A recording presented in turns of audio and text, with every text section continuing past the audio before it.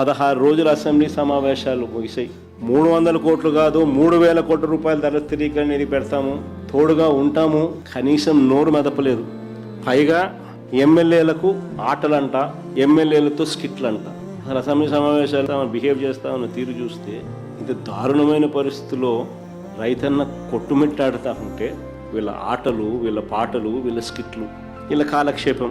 నిజంగా మరోపక్క వ్యవసాయ రంగంలో ఎంత సంక్షోభం నెలకొని ఉందనంటే వందలాది మంది రైతు కూలీలు ఆత్మహత్యలు చేసుకుంటా ఉన్నారు.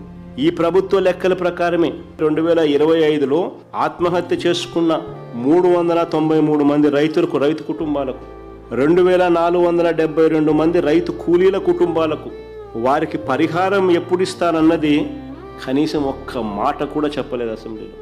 వ్యవసాయ రంగంలో ఉన్న సంక్షోభం గురించి, రైతుల కష్టాల గురించి చర్చించడం, మాట్లాడడం, వారికి భరోసా ఇవ్వడం, ఇటువంటివన్నీ కూడా కనీసం మచ్చుక కూడా చేయలేదు.